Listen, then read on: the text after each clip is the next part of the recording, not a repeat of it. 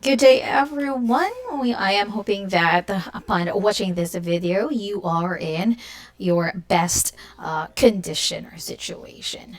This is the continuation of our course, and we are now on the fifth chapter, which is media and cyber or digital literacies. From the title itself, you might already have an inkling and you have suggestions and you've got so many things or input that you would want to add in this lesson. We are open for discussions in our group chat or in our Google Classroom. So we are having this lesson so that you will be guided because we are bombarded already with information, plus the media now, plus the situation that we are in right now.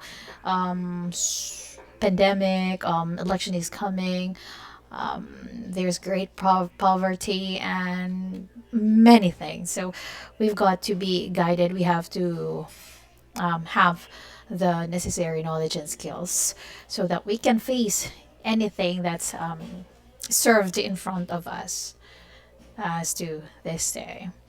This is the objective of our lesson.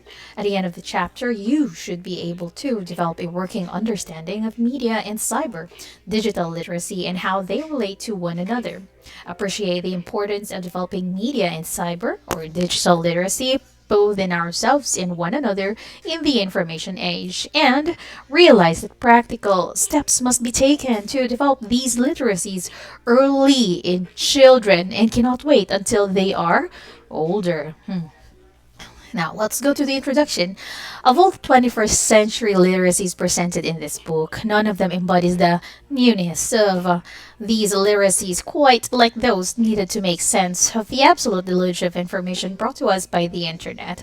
We keep repeating this, we keep saying this in our past lessons so that we are now bombarded with a deluge of information and we cannot just accept and live to these information, but we have to be critical in checking and using these pieces of information. With a vast number of websites, web forums, and social media applications now available for us, never before has there been so much information in nearly every form imaginable, from nearly every source imaginable, available to us 24 hours a day, no matter our location.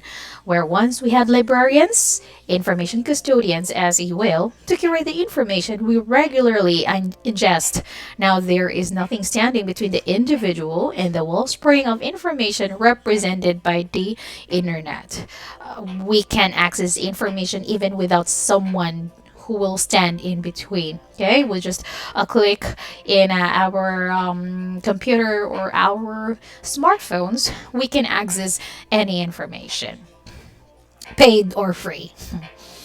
Right, let's continue. However, as we will soon discover, it is the so-called old literacies that will serve us just as faithfully in the new context we find ourselves today as they have done in the past. To begin our investigation, we must first understand the relationship between media literacy and cyber or digital literacy. Right. We are in a generation where media is presented mostly used. We should be media literate in order for us to have critical engagement with messages produced by media. As it is most basic, media literacy is the active inquiry and critical thinking about the messages we receive and create. That was by Hobbes and Jensen, and the state was given in 2009. Like all the literacies discussed in this book, media literacy can be defined in several ways. So, Ofderheide in 1993 defines it as the ability to access, analyze, evaluate, and communicate messages in a wide variety of forms, while Christ and Potter in 1998, um, a little, uh, a little later, right, define it as the ability to access, analyze, evaluate, and create messages across a variety of contexts. Hobbes also posits that it is a term used by modern scholars to refer to the process of critically analyzing and learning to create one's own messages in print, audio, video, and multimedia. Now, this one is clearer, but then they pretty much said the same thing About media literacy. Perhaps in its simplest sense, media literacy can thus be defined as the ability to identify different types of media and understand the messages they are communicating. Identify the types of media and understand the message. Okay, so two things. The exact type of media varies. So, television, radio, newspapers, magazines, books, handouts, flyers, and others. But what they all have in common is that they were all created by someone. You're given four definitions already. By someone, and that someone had a reason for creating them. Okay, so it is created, and there is a reason. There's the message. It is created. How was it created? And why is it created? Because there is a message. And what's the message? That's media literacy, basically. According to Boyd in 2014, media literacy education began in the United States and the United Kingdom as a direct result of war propaganda in the 1930s and the rise of advertising in the 1960s. In both cases, media was being used to manipulate the perspective and subsequent actions of those exposed to it, thereby giving rise to the need to educate people on how to detect the biases, falsehoods, and half truths depicted in print, radio, and television.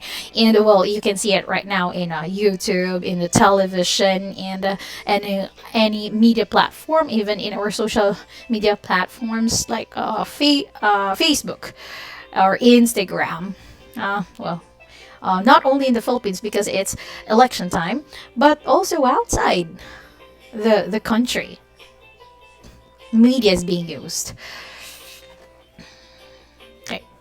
Because media communication lends itself so easily and so well to the purpose of manipulating consumers' perceptions on issues both political and commercial, being able to understand why behind media communication is the absolute heart of media literacy today. That is why also it's very important for us to understand how media communication happens, what's the reason, how they're doing it, so that we'll be able to know how we can counter, how we can understand, how do we adapt, and how do we think or react as to the information given in front of us. Okay. Despite the relatively simple and clear definition of media literacy, it should come as no surprise that scholars and educators have been debating for quite some time on how media literacy should be both defined and taught. So, Off-Derhide in 1993 and Hobbs in 1998 reported at the 1993 Media Literacy National Leadership Conference in the U.S. educators could not agree on the range of appropriate goals for media education or the scope of appropriate instructional techniques. The conference did, however, identify 5 essential concepts necessary for any analysis of media messages.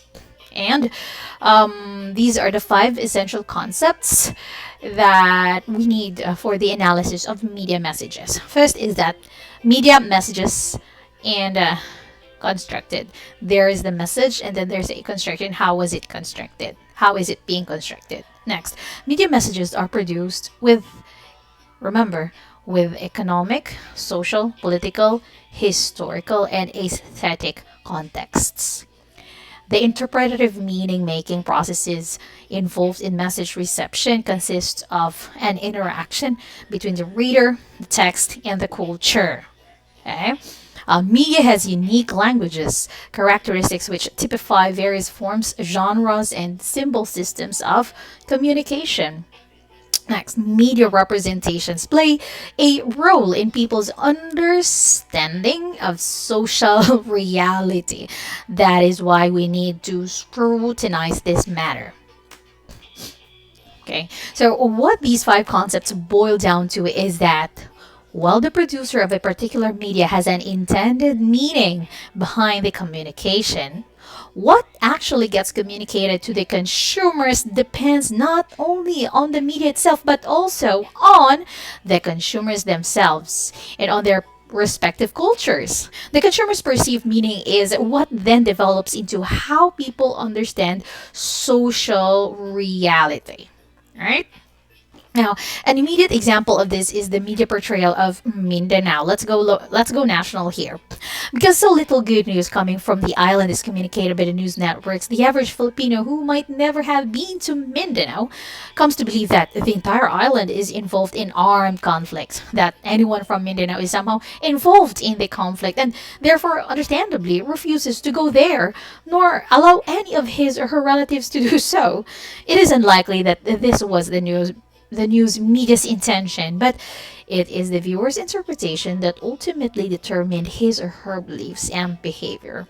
If you have not visited Mindanao yet, and we have been presented with these information about Mindanao only, then because these are newsworthy topics or events, that's why these are presented. However, you're only exposed to these pieces of information. So what you think of Mindanao from then on is that it's a very conflicted uh it's a very conflicted island, right? But then that doesn't mean that the intention of media is to give a bad color to the place, but it's just that this is what has been registered in our mind. So therefore, what we do is that we avoid going to that place, or we ask the people that we love not to go there for their safety. You see? So, what media literacy is not?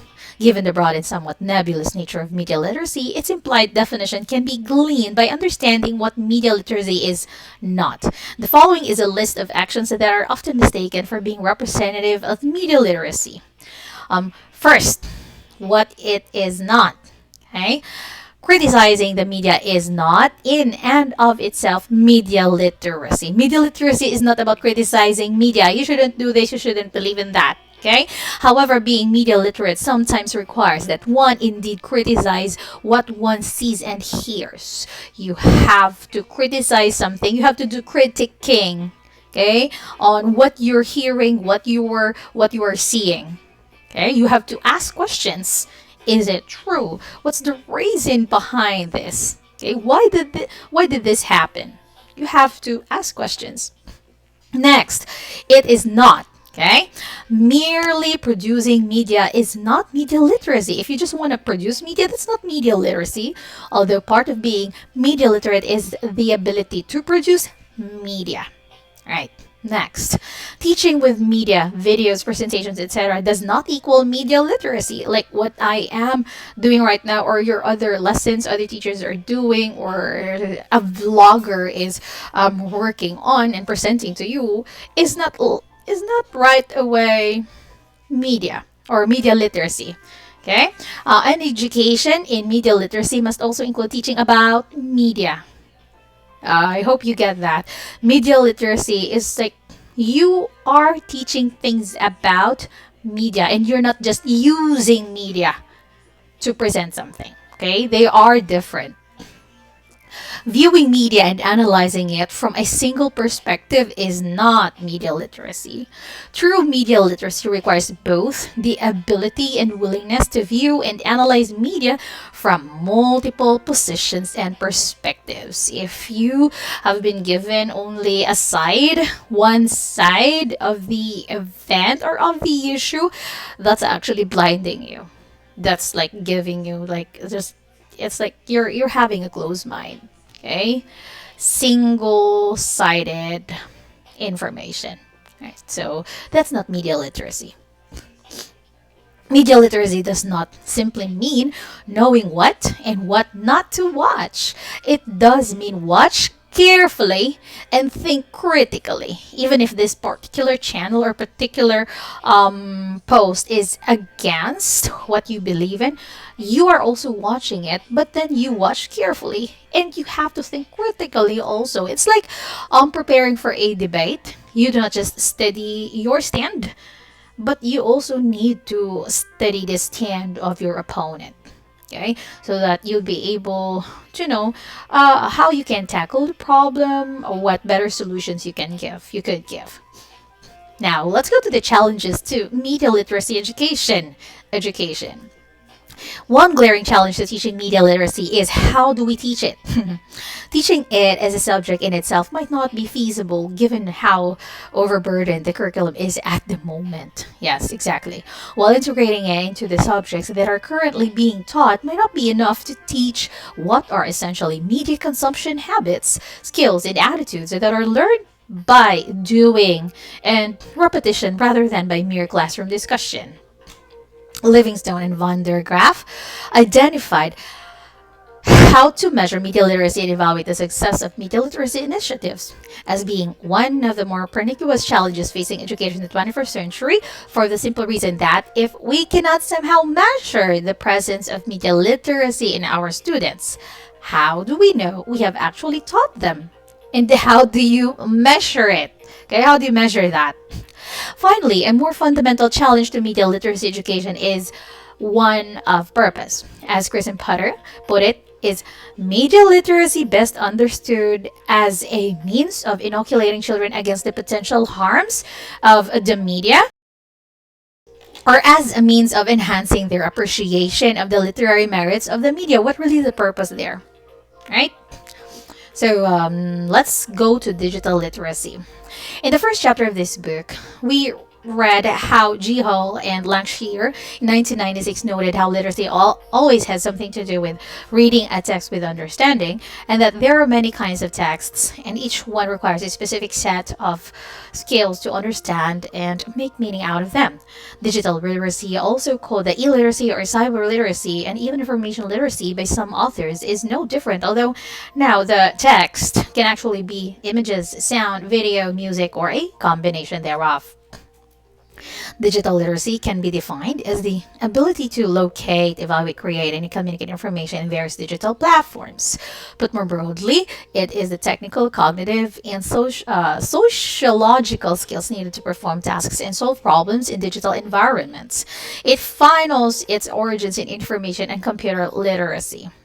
So these authors here said that so much so that the skills and competencies listed by Shapiro and Hughes in a curriculum they envisioned to promote computer literacy should sound very familiar to readers today. All right, so we are not limited to just the computer literacy, but then there's so many things that you've got to gear yourself. Now, let's talk about this different computer literacy. Right? So, tool literacy, competence in using hardware and software tools. Are you literate in tools? Next is resource literacy, understanding forms of and access to information sources. Do you know where to go, what to use if ever you'll be making a media or you'll be sharing information? Social structural literacy, understanding the production and social significant information. Next, research literacy, using IT tools for research and scholarship. Okay. Next is publishing literacy, ability to communicate and publish information. What tools, what platforms will you use to publish that information? And then emerging technologies literacy, understanding of new developments in IT, information technology. So, I am just not sure like how often there is a new development that is coming out, but then in a day, probably more than 10, more than, okay. Next is critical literacy, ability to evaluate the benefits of new technologies. Note that this literacy is not the same as critical thinking, which is often regarded as a component of information literacy. So you need to have critical thinking, but it's not just about critical thinking, but then you need to be critical when it comes to making pieces of information using media. It should also come as to no surprise that digital literacy shares a great deal of overlap with media literacy, so much so that digital literacy can be seen as a subset of media literacy, dealing particular with media in digital form. The connection should be fairly obvious. If media literacy is the ability to identify different types of media and understand the messages they are communicating, then digital literacy can be seen as media literacy applied to the digital media. Okay, again, media literacy applied to digital media. Your literacy when it comes to media, how messages are done, who's making them, and what are their ideas while they are making the information. And then you are applying that knowledge, that literacy to digital media, to your knowledge and skills and how to use media. Okay, application this time. The term digital literacy is not few. In one of the earliest examples of a functional definition of the term, described the digitally literate person as being skilled at deciphering and understanding the meanings of images, sounds, and the subtle uses of words so that he or she could match the medium of communication to the kind of information being presented and to whom the intended audience is. 2 years later, Jelste formally defined digital literacy as the ability to understand and use information in multiple formats from a wide range of sources when it is presented via computers, explaining that not only must a person acquire the skill of finding things, he or she must also acquire the ability to use these things in life. So same with lessons 1, 2, 3, and 4. These skills, these knowledge that we have attained, we have acquired, we need to put them into use and useful things. Okay, so how will it help us? How will it help other people? How will it help someone? It should be useful.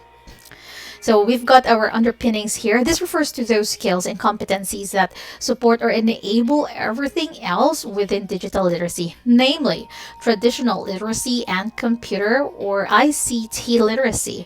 The ability to use computers in everyday life.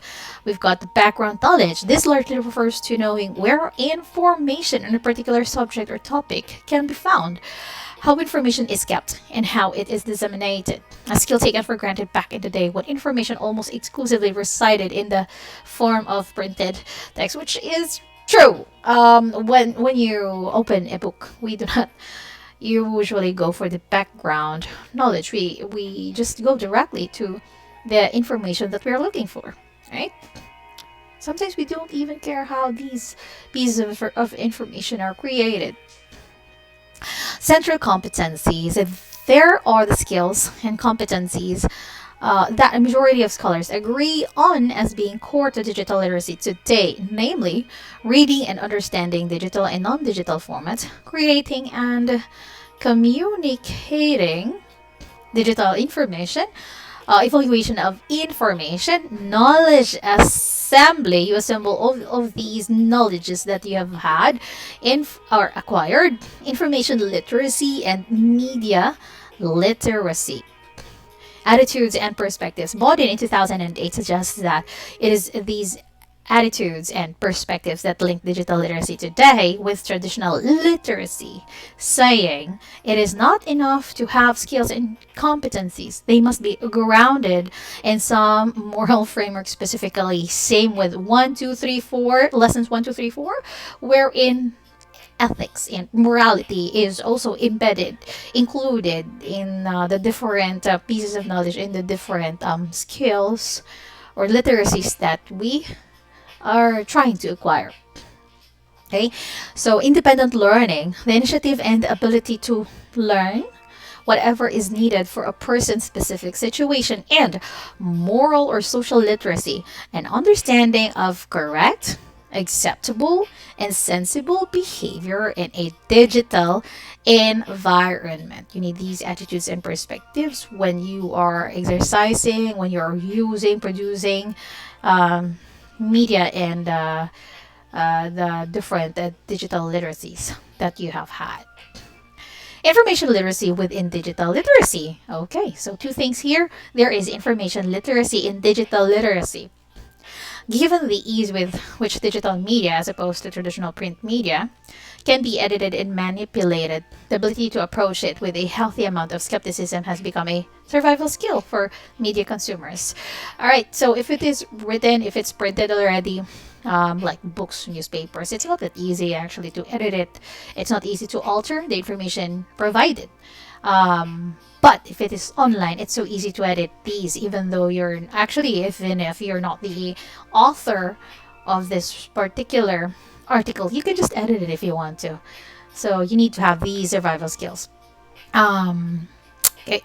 So Ishit Alkali draws attention to information literacy as a critical component of digital literacy as the cognitive skills that consumers use to evaluate information in an educated and effective manner. Again, you don't just evaluate information. Another thing, you need to evaluate information. Okay? And how do you evaluate the information? It should be in educated and effective manner. You don't just evaluate things. In fact, information literacy acts as a filter by which consumers evaluate. What do you evaluate? The veracity of the information being presented to them. How?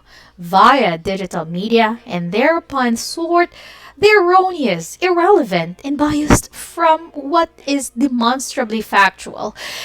So, if you are on the receiving end, you don't just receive, you listen, you think critically, you try to understand, and it does not stop there. You have to evaluate it. How do you evaluate it? In a very smart way. Okay? You have to be intelligent when you are evaluating these pieces of information. And what do? You need to separate, segregate something. If something is erroneous, if it is irrelevant, and if you think that, wait a minute, something's fishy here. Okay? So you need, and actually, you also have to check. You need to do research.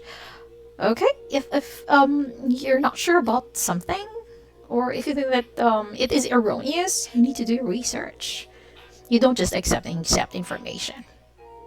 From this perspective, part of the efforts of digital literacy education should be toward developing media consumers who think critically and are ready to doubt the quality of information they receive, even if said information comes from so-called here. Even if it did not come from Wikipedia, still you need to do your research, okay? Even if you can say that these are persons of authority, still you need to check your information. However, a majority of studies here on information literacy seem to concentrate more on the ability to search for information rather than its cognitive and pedagogical aspects. So it's not just about searching for information, getting information, but then you have also to think about the information that you're getting. You need to filter it. You need to not just filter, but then understand also the whatabouts in the thinking and the ideals of the authors who have made these information. What do you think are their like political stand? What do you think influences them? Okay, it's not as it's not actually just it's not as simple as just listening something, knowing that this particular author thinks this way, and then you just get that, you just accept that. You have to think critically, right? Or else you'll be influenced also, right? Next is social emotional literacy within digital literacy. Social emotional, okay, emotions and socials, okay. Alongside information literacy, Ishet and Alkali in 2004 highlights a kind of socio-emotional literacy needed to navigate the internet, raising questions such as how do I know if another user in a chat room is who he says he is? Or how do I know if a call for blood donations on the internet is real or a hoax? How do you know that? If you have the attitude that if there's like a good headline or what an obscene headline, you just open that, you just click that because it has gotten your attention. Right? So you need to ask these questions: the hows and how do I know? Are you sure? Okay. Start asking questions. Such questions should make us realize that there are no hard and fast rules for determining the answers. Instead, we have got no checklist on that. Okay, I'm telling you. So instead, there is a necessary familiarity with the unwritten rules of cyberspace, an understanding that while the internet is a global village of sorts, it is also a global jungle of human communication, embracing everything from truth to falsehoods, honesty and deceit, and ultimately good and evil.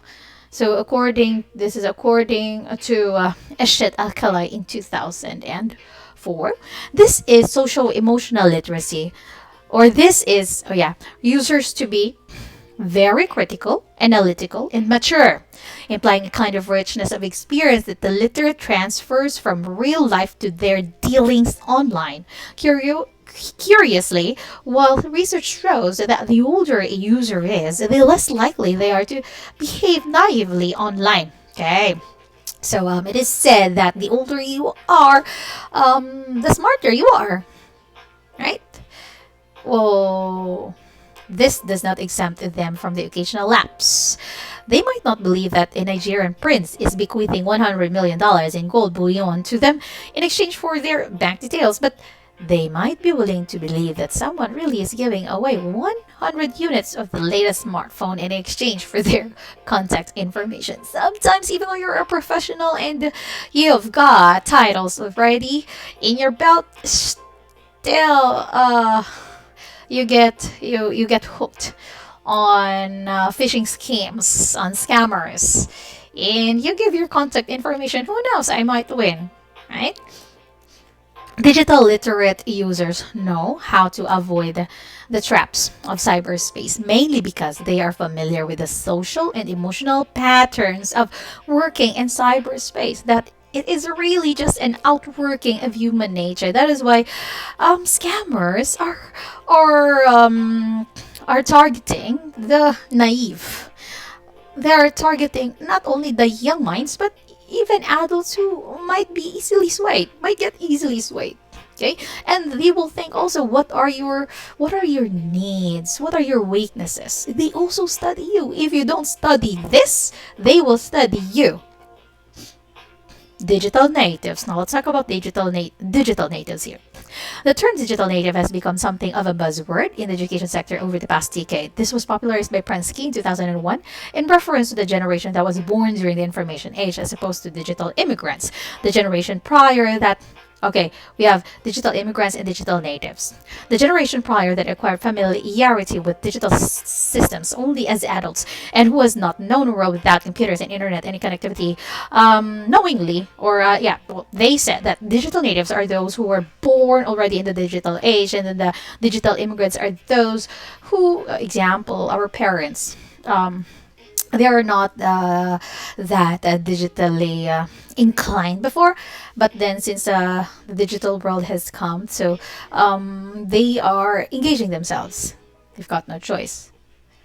That's why they have engaged themselves and they have to use it in their daily undertakings.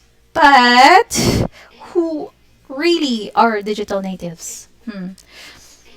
Despite the fact that Prensky's original paper was not an academic one, it was not academic and had no empirical evidence to support its claims, educators and parents alike latched onto the term.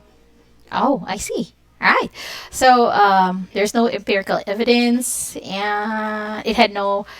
It's not academic, but then the term was already used. Okay, it was just coined, but now it's used. The parents are using it. Alike latch onto the term. Okay, spawning a school of thought wherein the decline of the modern education is explained by educators' lack of understanding of how digital natives learn and more decisions. Yeah, you give a phone or a gadget to a kid who cannot read, and then they can navigate all the apps. They know what to do. The older ones might think, how does he do it? Okay, because they didn't understand how that happens. That's why they call them the digital natives. But the problem here is that digital literate is popularly defined as the ability to use computers or use the internet, which, as we have seen earlier, forms only one part of the crucial skills only one part. In competencies required to be digitally literate. Our expanded view of the term literate allows us to, well, we have studied this already, the meaning of literate. It's not just about knowing, okay?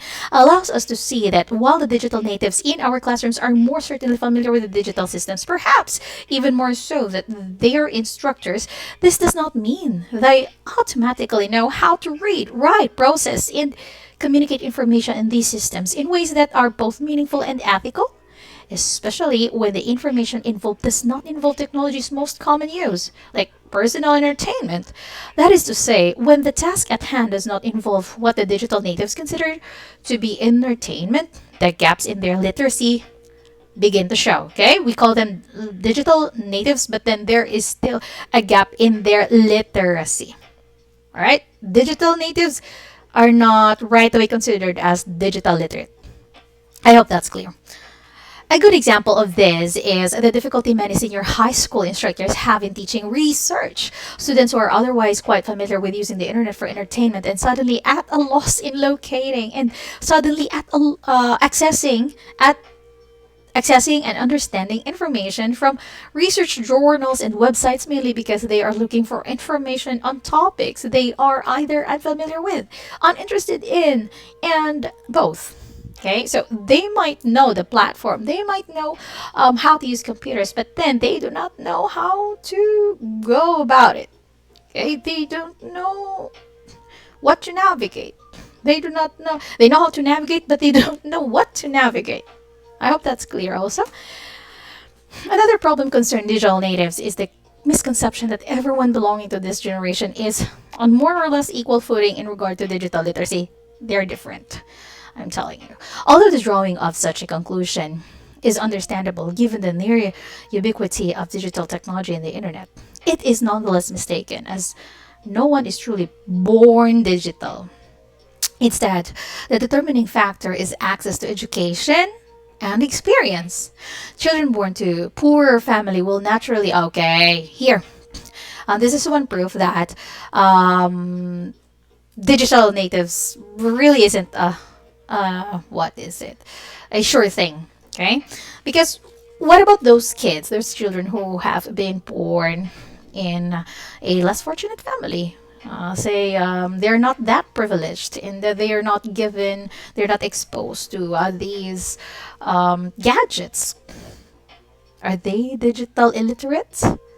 Okay, but then they belong to the same age bracket as those that we are coining or calling digital natives. Digital literacy education shares many of the same challenges to media literacy. For example, how should it be taught? How? Digital literacy education, we're talking about that one here. How can it be measured and evaluated?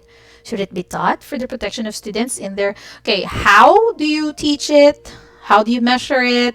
How can you say that they have acquired it already? Should you teach it? What's the reason? What's the purpose of teaching it? These are questions here that we need to understand in their consumption of information.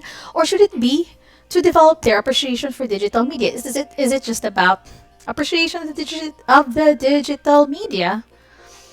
Brown in 2017 also noted that despite the global acknowledgement that digital literacy education is a need, there is as of yet no overarching model or framework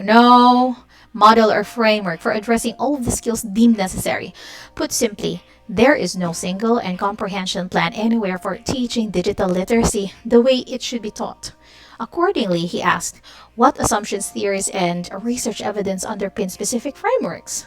Whose interests are being served when particular frameworks are being promoted?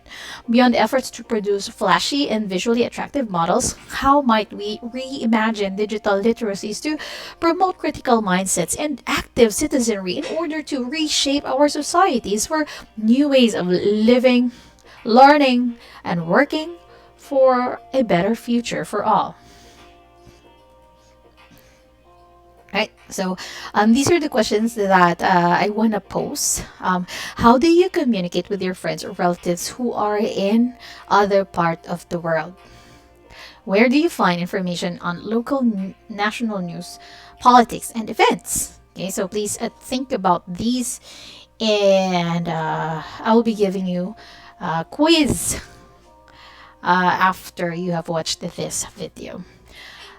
So this is the end of the fifth lesson. Please stay tuned for the assessments. Again, good day, everyone, and I'm praying for the that you will be on your best situation right now. Goodbye.